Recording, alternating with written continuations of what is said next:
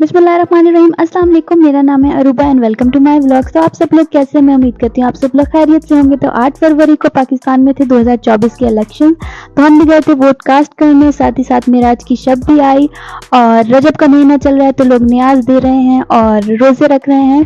तो आज का व्लॉग इसी बारे में है, मैं आपको लेके चलती हूँ व्लॉग की तरफ। तो कराची में पिछले सैटरडे संडे बहुत तेज़ बारिश हुई थी और सबके घरों में पानी भर गया था। ये हमारी गली का हाल है, यहाँ भी बहुत पानी खड़ा हो गया था और हमें बाहर जाने में काफ़ी मुश्किल हो रही थी।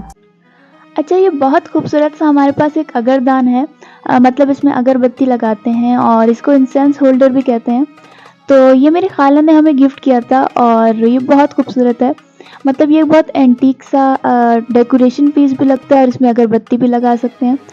तो इसमें ना होल्स बने हुए हैं फ्लावर की शेप के, तो जब इसमें अगरबत्ती लगाते हैं तो वहाँ से धुआं बाहर निकलता है तो बहुत प्यारा लगता है। तो मगरिब का टाइम हो रहा था तो मैंने सोचा कि मैं अगरबत्ती जला लेती हूँ।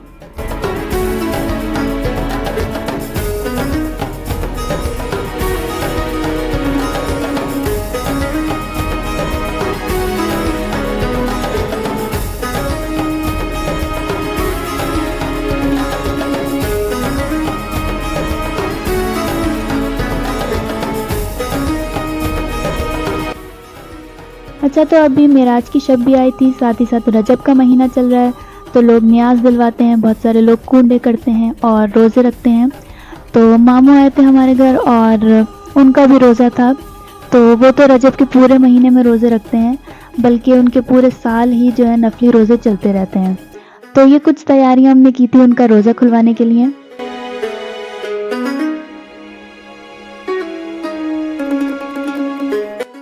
तो कुछ चीज़ें हम लोग बाहर से ले आए थे, जैसे कि रोल और समोसे, और कुछ चीज़ें हमने घर में बना ली थी, जैसे कि आलू के पकोड़े बनाए थे और साथ चने की दाल की फ्राई करके चाट बनती है बहुत मज़े की, तो वो हमने बनाई थी।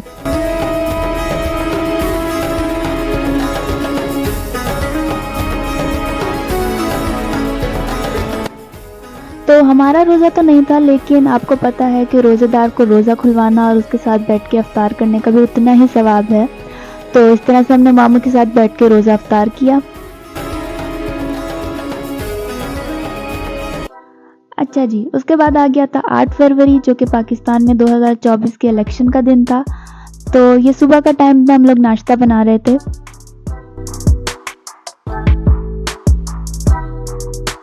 तो नाश्ता रेडी हो गया था और अब हम लोग नाश्ता कर रहे थे।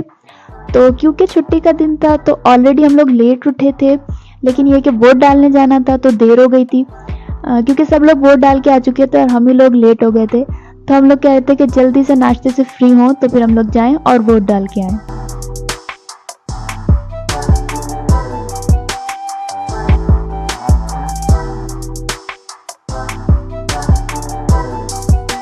उसके बाद हम लोग निकल गए थे वोट डालने के लिए।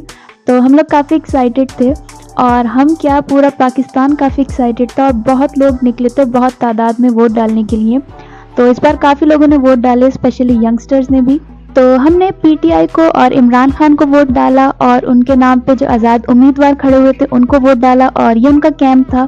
तो यहाँ हम गए तो उन्होंने पर्ची बना के दी और कैंप्स भी उनके रात में वो बताए थे कि उखेड़ के फेंक दिए थे, तो बेचारों ने सुबह जल्दी जल्दी कैंप लगाए थे और बहुत मसले मसाइल हो रहे थे। तो यहाँ हम वोट डालने गए थे।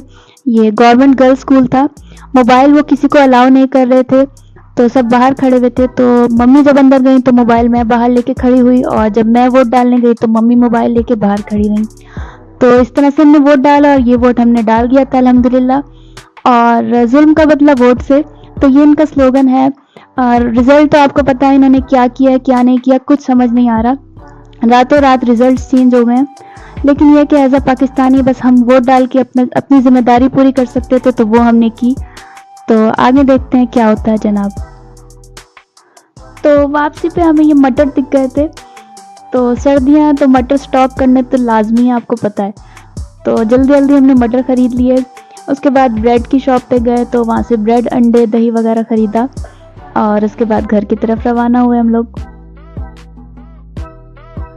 तो कुछ मीठा खाने का दिल किया तो रास्ते से हमने ये जलेबी और इमरती ले ली थी। तो जलेबी जो है वो मेरी फेवरेट है बहुत ज़्यादा, और इमरती जो है वो मम्मी को पसंद है।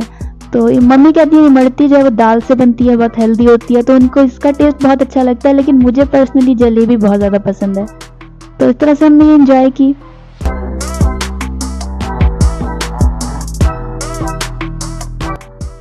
तो रात हो गई थी और डिनर का टाइम हो गया था। क्योंकि हम वोट डालने चले गए थे तो पूरा दिन इसी में लग गया था और प्रॉपर कुछ पकाया नहीं था। तो हमने सोचा क्या करें, तो जो अफ्तार में मामू के लिए फ्राई दाल बनाई थी वो रखी हुई थी, तो उसमें हमने आटा ऐड किया और नमक मिर्च मसाले ऐड करके उसके पेड़े बना लिया और उसके इस तरह से पराठे बना लिए। तो मम्मी ये बहुत यम्मी से दाल के पराठे बना रही थी, और जब भी कुछ बच जाता है तो इस तरह से कुछ उसको यूटिलाइज कर लें तो बहुत अच्छा रहता है।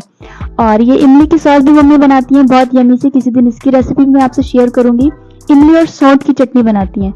तो ये पराठा हमने फिर एंजॉय किया इमली की चटनी और दही के साथ। तो इस तरह से ये पूरा वीक बारिशें, शब-ए मेराज और इलेक्शन की गहमा गहमी में गुजरा। और ये मेरा छोटा सा ब्लॉग था, आप लोगों को कैसा लगा? अगर पसंद आया हो तो लाइक ज़रूर कीजिएगा, चैनल पे नए हैं तो सब्सक्राइब कीजिएगा, शेयर करना मत भूलिएगा, बेल आइकन भी दबाइएगा। तो अपना ख्याल रखिएगा, मिलते हैं नेक्स्ट वीडियो में। Thank you for watching. अल्लाह हाफिज़।